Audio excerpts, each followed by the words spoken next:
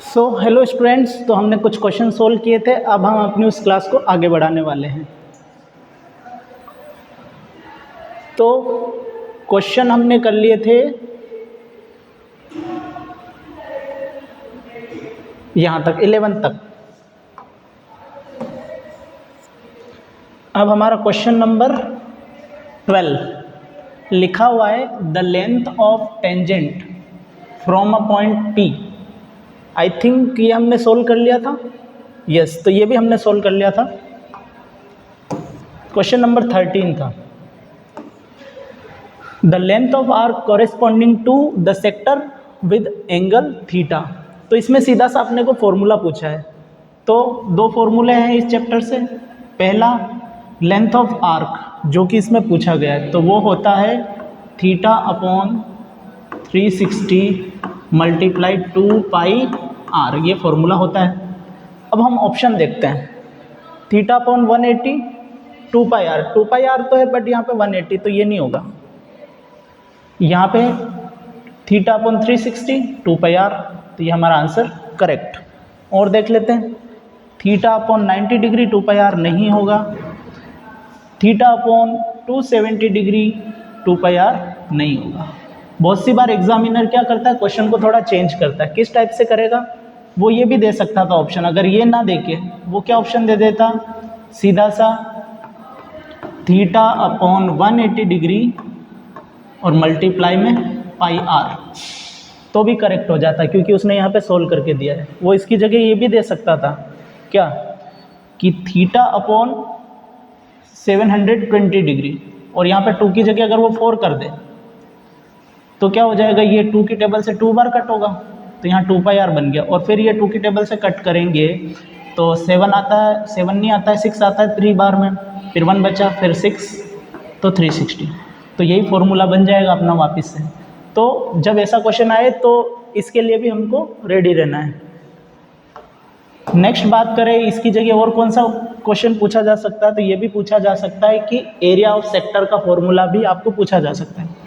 तो ध्यान रखना है, थीटा अपॉन 360 और मल्टीप्लाई में पाई आर स्क्वायर। ओके, क्वाड्रेंट के लिए भी पूछ लिया जाए तो थीटा की जगह पे वहाँ पे क्या रख देना अपने को, क्वाड्रेंट मतलब एक सर्कल है, क्वाड्रेंट का एरिया पूछा है, मतलब इसका 4th पार्ट यानी कि ये। तो इसमें थीटा कितना रखते हैं हम, 90 डिग्री। तो ये वाला कंसेप्ट भी आपको ध्यान में होना चाहिए क्वाड्रेंट के लिए।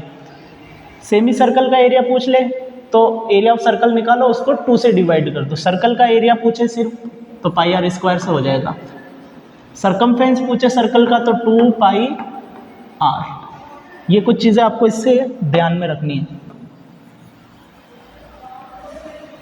आगे बढ़ेंगे हम अगले क्वेश्चन पर। Next question, the formula for the volume of sphere with radius R. मतलब हमको फॉर्मूला पूछा है सीधा सा, तो ध्यान रखेंगे क्या कि वॉल्यूम ऑफ स्फेयर होता है 4.3 पाई आर क्यूब। कौन सा option, 4/3 pi R cube, option B correct.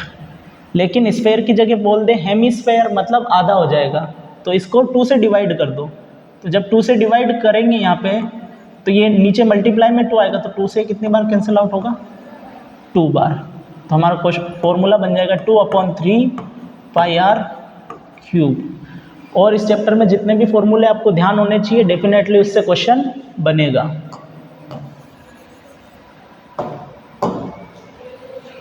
Next question की अगर बात करें तो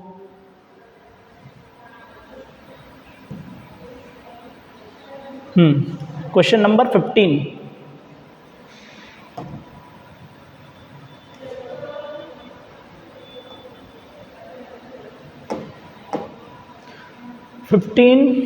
थोड़ा जूम कर देता हूँ मैं। और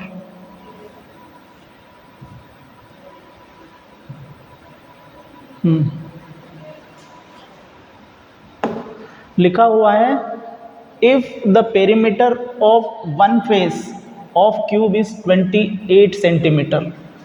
पेरीमीटर दे रखा है क्यूब का, एक फेस का। अब हमें पता होना चाहिए जो क्यूब होता है वो स्क्वायर के फेसेस से मिलके बनता है। 6 स्क्वायर को अपन 90 डिग्री के एंगल पर जब ज्वाइन करते हैं आपस में तो उससे क्यूब बनता है। तो बोला हुआ एक फेस का, ये हो गया उसका एक फेस। क्या दे रखा है 28 सेंटीमीटर, ये है पेरीमीटर। अब स्क्वायर शेप है तो स्क्वायर का पेरीमीटर का फॉर्मूला ध्यान होना चाहिए, क्या होता है 4 इंटू साइड। साइड हम क्या मान लेते हैं a। अब ये 4 इधर मल्टीप्लाई में तो इधर आके डिवाइड होगा, तो 28 से 4 डिवाइड करेंगे तो 7 सेंटीमीटर हमें क्या मिल चुका है, इसकी साइड, क्यूब की साइड आ चुकी है। अब बोला है वॉल्यूम, तो वॉल्यूम ऑफ क्यूब का फॉर्मूला क्या होता है ए क्यूब। ए क्यूब मतलब 7 का क्यूब करेंगे हम। 7 का क्यूब का मतलब होता है 7 मल्टीप्लाई 7 मल्टीप्लाई में 7। जब इनको मल्टीप्लाई करेंगे हम तो 49 यहाँ से बन जाएगा और 49 को हमको 7 से मल्टीप्लाई करना है। वैसे तो आपको याद होना चाहिए, लेकिन अगर नहीं याद है तो मल्टीप्लाई करना पड़ेगा। कैसे कर लेंगे, 63 3 ऊपर चला जाएगा 6 और ये हो जाएगा 28 और 6 उसमें प्लस कर देंगे तो कितना हो जाएगा 34। और वॉल्यूम पूछा है तो हमेशा क्यूब में आएगा। डायरेक्ट कैसे करेंगे, ट्रिक बताता हूँ। इसको 49 मत मानो, 50 मान लो। 50 यानी 5 को 7 से मल्टीप्लाई किया 35, 0 था तो 35 के आगे 0 लगाए तो कितना बना 350। लेकिन ये 1 कम है और मल्टीप्लाई हम कर रहे हैं 7 से, तो 7 कम कर दो 350 से तो 343 आंसर बन जाएगा। तो ये क्वेश्चन हमने सोल्व किए। अब नेक्स्ट पेज पे ये ऑप्शन ए इसका करेक्ट होने वाला था। अगला क्वेश्चन 16 लिखा हुआ है the median value of the following data. इसकी मीडियन वैल्यू निकालनी है। मोस्ट इंपॉर्टेंट क्वेश्चन पूछा जाता है बार बार एग्जाम में। तो सबसे पहले जब भी मीडियन वैल्यू पूछे ऐसे डेटा की, सिर्फ नंबर्स लिखे हुए हैं, इसकी मीडियन वैल्यू क्या करना है, पहला काम है हमें इसको असेंडिंग ऑर्डर में या डिसेंडिंग ऑर्डर में जमाना है। हम एक ही काम करेंगे, असेंडिंग ऑर्डर में जमाएंगे। सबसे छोटा नंबर दिख रहा है 0 है, उसके बाद में उससे बड़ा 1 दिखाई दे रहा है, उसके बाद में उससे बड़ा देखूँ तो 2 भी दिखाई दे रहा है, फिर 3 है, उसके बाद में 4 है, उसके बाद में 7 है और फिर क्या है 8 है। हमने इन नंबर को जमा दिया। एक बार हम नंबर काउंट कर लेंगे ताकि कोई मिस्टेक ना हो। 1 2 3 4 5 6 7 1 2 3 4 5 6 7 नंबर इक्वल है, मतलब हमने कोई मिस्टेक नहीं करी है। अब मीडियन का मतलब होता है एकदम सेंटर वाली वैल्यू, तो सेंटर वाली वैल्यू हम देखेंगे। तो इसमें कितने नंबर हो रहे हैं 1 2 3 4 5 6 7 है, तो सीधी बात है 3 इधर से रह जाएंगे, 3 इधर से रह जाएंगे, बीच में बचेगी वो वैल्यू आंसर, तो 3 अपना आंसर हो जाएगा।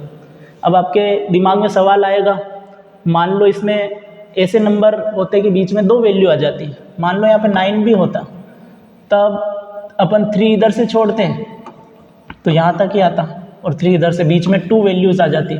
जब 2 वैल्यूज़ आ जाती तो हम क्या करते हैं, इन दोनों को प्लस कर लेते। जैसे 3 और 4 को क्या कर देंगे प्लस, डिवाइड 2 से करेंगे हमेशा, तो 7/2 यानी कि 3.5 हमारा आंसर होता उस कंडीशन में। ध्यान रखना, इसके बहुत सारे बेसिक्स फॉर्मूला उस तरीके से हम कर सकते हैं, लेकिन हमें सीधा आंसर पे पहुंचना है एमसीक्यू में, तो डायरेक्ट ट्रिक से किया जाए।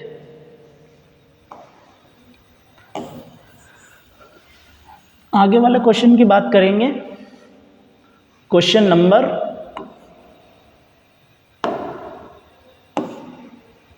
'The relationship between mean median mode'. तो आपको ये चीज़ पता होनी चाहिए फॉर्मूले से।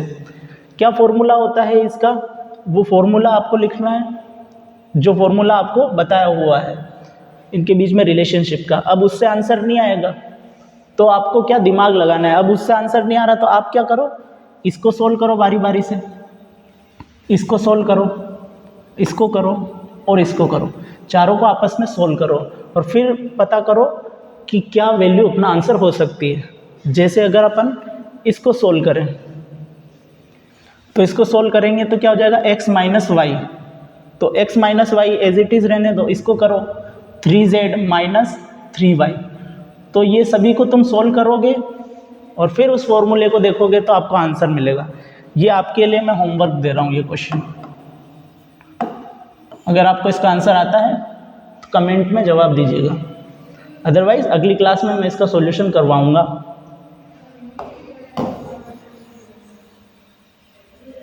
वैसे सॉल्यूशन यहाँ पर भी कर सकते थे इसका, बट इसमें बहुत ज़्यादा टाइम लगने वाला। पहले हम फॉर्मूला लिखेंगे, उसके बाद में हम इसको सबको सोल्व करके देखेंगे कि कौन सा सेटिस्फाई कर रहा है।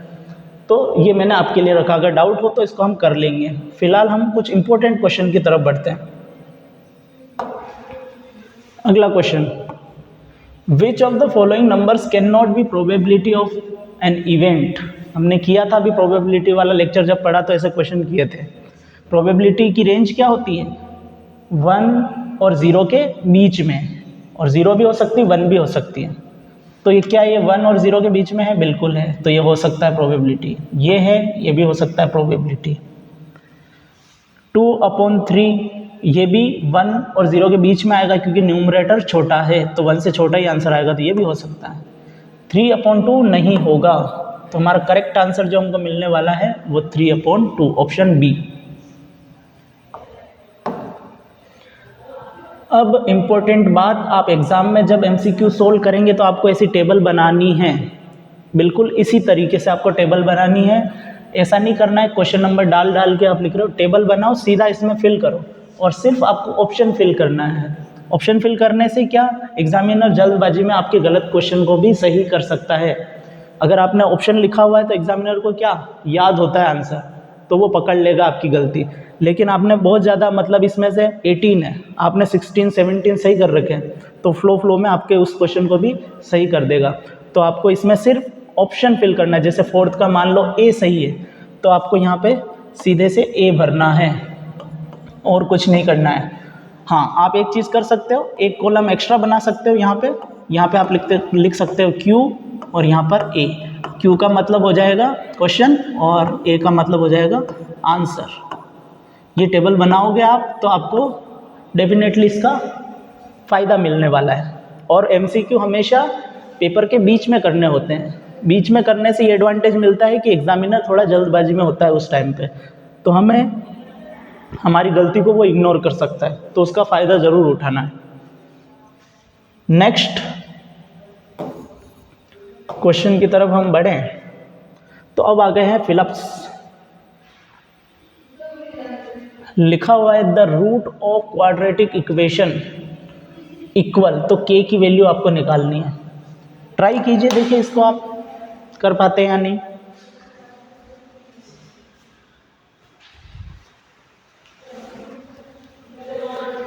ट्राई किया होगा आपने, तो देखो the root of quadratic equation are equal, तो सबसे पहले ये सब चीज़ किससे पता चलती है? d से।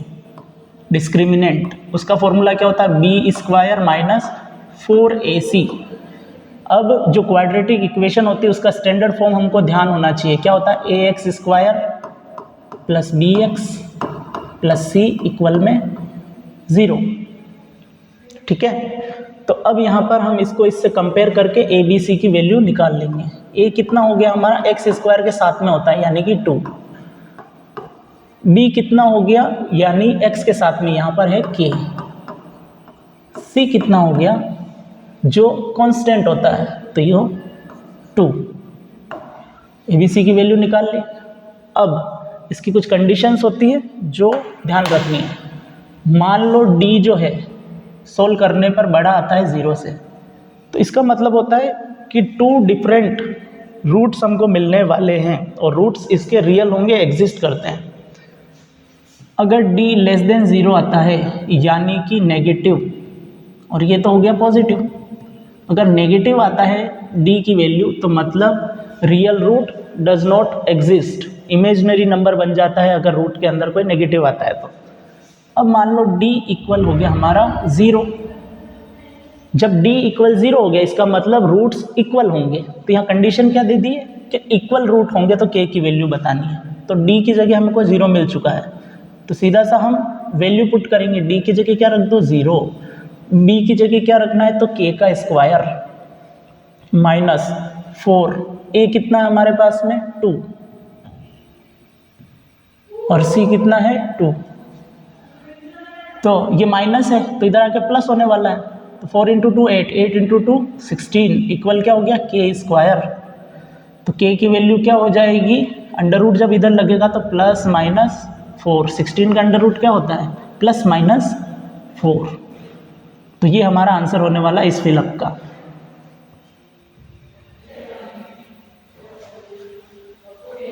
नेक्स्ट क्वेश्चन करेंगे हम ये वाला, if 18ab-3rn arithmetic progression AP में है तो a प्लस बी की वैल्यू बतानी है। इसे क्वेश्चन हमेशा किस तरीके से करेंगे कि हम इनमें रिलेशन देखेंगे जो चीज़ गिवन है हमको। जैसे यहाँ पर क्या क्या दिया हुआ है 18 क्या है a1 इक्वल 18 है हमारे पास में, उसके बाद में a2 a3 a4 है हमारे पास में, कितना है -3। तो अब इससे इक्वेशन बना के हम सोल्व करेंगे। a1 और a4 में रिलेशन होता है क्या, a4 इक्वल होता है a1 प्लस 3d, जैसा कि मैंने पिछले क्वेश्चंस में बताया हुआ है। तो a4 हमको दिया हुआ है माइनस का 3, a1 कितना है 18 प्लस 3d, उसके बाद में 18 प्लस का है तो इधर आके क्या हो जाएगा माइनस, तो 18 यहाँ पे आके हम माइनस कर देंगे, तो -3 -18 इक्वल क्या हो गया 3d। तो -3 -18 कितना हो गया माइनस का 21 इक्वल 3d। तो ये 3 इधर मल्टीप्लाई में है, इधर आके डिवाइड होगा, तो d की वैल्यू क्या आ गई -7। ओके, तो d हमारे पास में आ चुका है -7। तो अब हम इनकी वैल्यू निकाल सकते हैं a की। अब हमको ये चीज़ ध्यान में होनी चाहिए कि d हमेशा आगे जाते हुए प्लस होता जाता है, जिससे ही AP बनता है। तो यहाँ पर 18 में प्लस करो कितना -7, तो -7 प्लस करना तो प्लस माइनस माइनस, तो 18 में से 7 माइनस करो तो ये आ जाएगा a की वैल्यू अपने पास कितनी 11, फिर -7 हो जाएगा इसमें से, तो b की वैल्यू आ गई 4। तो पूछा क्या है a प्लस बी, तो 11 और 4 को प्लस कर दो, जब 11 4 प्लस हो जाएगा तो आ जाएगा हमारा 15 आंसर। तो ये हमारा आंसर है।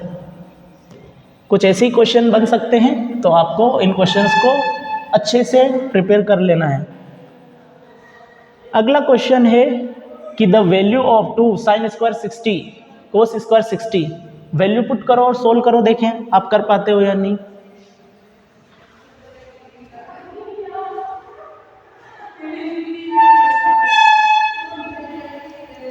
तो किया होगा आपने, एफर्ट लगाया होगा, देखते हैं आंसर क्या है।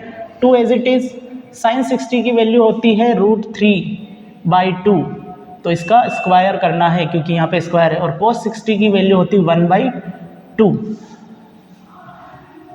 2 से 2 कैंसिल आउट नहीं करेंगे अभी, पहले स्क्वायर सोल्व कर लेते हैं। √3 की वैल्यू होती है 3, कभी भी रूट हो और उसका स्क्वायर हो तो रूट हट जाता है।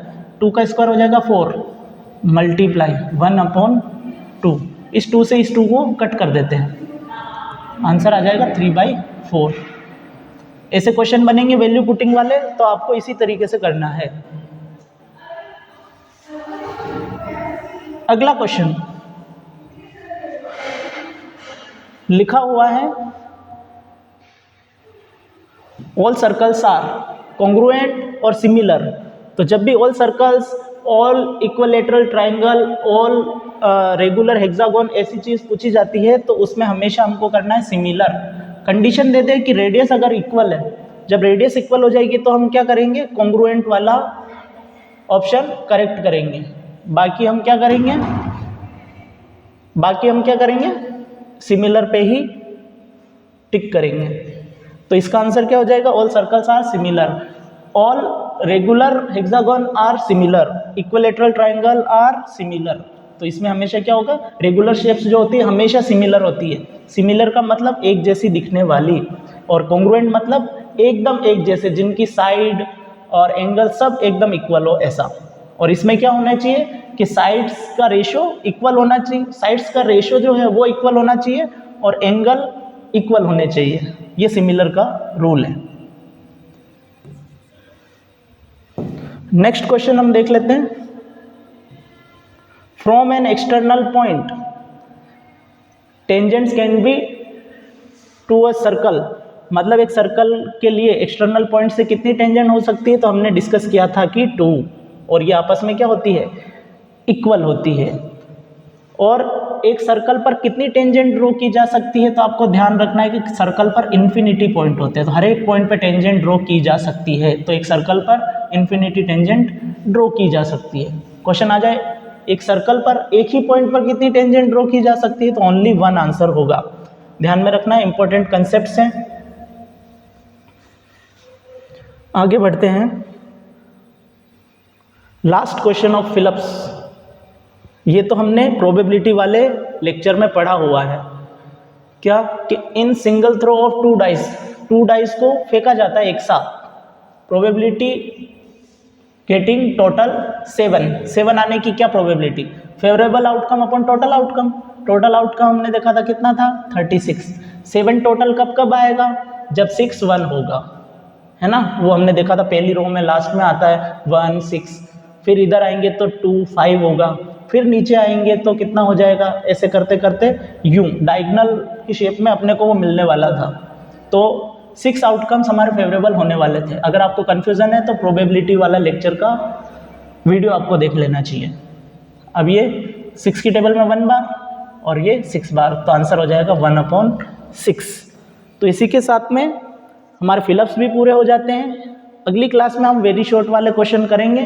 तब तक के लिए आपको पढ़ते रहना है, इन्हीं क्वेश्चंस को बार बार प्रैक्टिस करना है, क्योंकि एग्जाम में ऐसे क्वेश्चन ही आपको देखने को मिलेंगे। Okay, thank you.